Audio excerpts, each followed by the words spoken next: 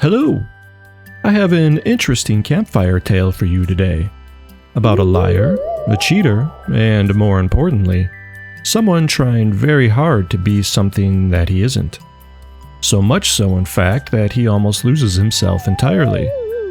Well, here is a gander at that young fool, and hopefully he will learn from his mistakes. But before that can happen, I'd like to tell you of how he fell.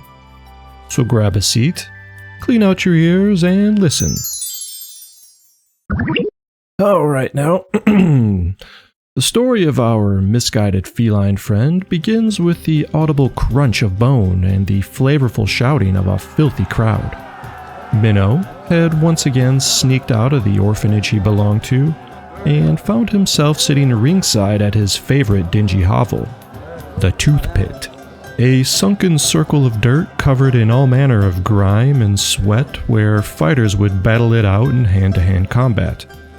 Usually with only one winner at the end, either by submission or knocking out their opponent. Currently, a hard-knuckled human was nursing a broken nose courtesy of his much larger half-orc adversary. Things weren't looking good for the human, but that didn't stop Minnow from cheering him on nonetheless.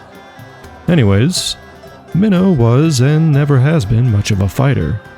Always the runt, incredibly intelligent, but lacked that certain edge or physicality most combatants were flush with. Not that it ever stopped him from picking fights with other kids, and losing, or having daydreams of people chanting his name as the champion of the pit, surrounded by piles of winnings. Someday, he thought. Someday that would be him. Luckily, at the stroke of midnight tonight, he would be turning 16 years old. The minimum age required in order to try out for the local Brawlers Guild. They ran these events, and it was the only way to participate, collect payments, and become a champion. For now, he was satisfied to watch, but come tomorrow, everything would change. Despite the fact he was born with an innate skill and talent for alteration magic, he despised his genetic shortcomings for physicality, and would do whatever he felt was necessary to achieve his self-imposed goals. Even if that means cheating. Something he would come to find he is quite capable of. A few weeks have gone by at this point as we catch up with our calico companion, who happens to be in the middle of a sparring session at the Brawlers Guild training grounds just outside of town. Yes, not only was he accepted, but is also excelling within the guild. Much faster than anyone would have thought him capable of. But nothing seemed amiss. Not that he ever seemed too exceptional during this time. But in the pit, there was no mistake that it was paying off. At least to everyone else. Because, unbeknownst to them, Minnow was secretly casting untraceable spells during the fights to gain an advantage. Not that cheating was out of bounds per se, but magic was definitely not allowed by any means. To do so would mean immediate banishment and humiliation from every Brawlers Guild affiliate throughout the realm. Unfortunately for Minnow, not even joining the Brawlers Guild seemed to help his fighting prowess. No matter how hard he tried or practiced, he was not able to gain an upper hand, feeling like he was meant to just lose in life. It started slowly at first, lengthening his nails a few centimeters during a fight, enlarging his feet or tail to gain a better foothold, stuff like that. No one noticed, and his skill at hiding the spells just got better over time, to the point of where we are now, where his grand entrances of bowing and flourishing his cape aside were mostly an elaborate show to hide what he was really doing. Casting tiny alteration spells all over his body simultaneously, while everyone else was distracted by the theatrics, allowing him to almost handedly win every fight up until this point.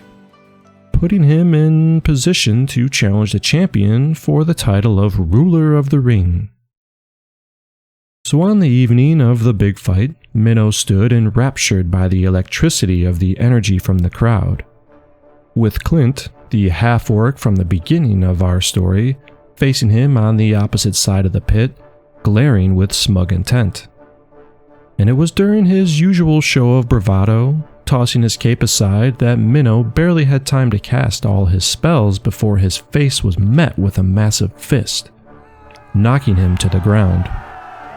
He was able to recover quickly thanks to a few magical perks, but this wouldn't last long as Clint was a fighter unlike any other Minnow had faced. He moved faster, hit harder, and was more aggressive. And our feline superimposed abilities were only going to last for so long. Hopefully, he could deal with Clint before they wore off.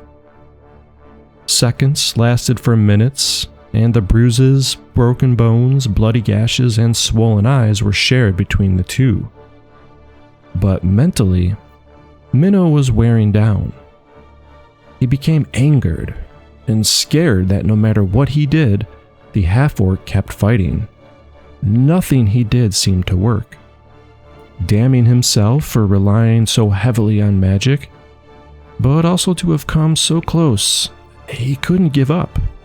And then, due to sheer exhaustion and time, his magical empowerments faded, leaving him vulnerable to anything coming his way.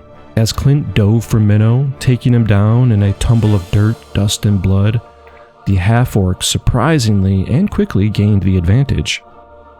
Something had changed with his opponent, but he didn't care. Clint began pummeling Minnow within an inch of his life, surged on by a belief that victory was soon at hand. Minnow, desperately trying to defend himself to no avail, was breaking. Hurting from pain he has never felt and scared for his life, he was about to submit when a sudden heat rose within his body and burst forth. Clint was thrown across the ring like a rag doll, still breathing, but did not get up. A hush fell across the entire crowd. Nothing but the labored breathing of both fighters could be heard. As Minnow looked up, he realized that he lost control during the frightening encounter and cast a spell without meaning to. But it did not matter. The damage was done. His lies had caught up with him, and the booing came rolling in with the wash of self-defeat. He was banished for 90 years, one for each of his lives times 10. No longer was he welcome amongst the guild. Now, as sad as his story might be, don't fret. For our friend has since learned the value from his failures, and has come to discover a newfound appreciation for his magical powers. Especially now as he sits around the campfire of the Gathering Stone, surrounded by fellow misfits sharing their tales of the lost. That's it for today, folks. I hope you enjoyed this story of a misguided youth from the realm. Thanks for watching, and be sure to come back next week for new characters, stories, and illustrations. Farewell for now.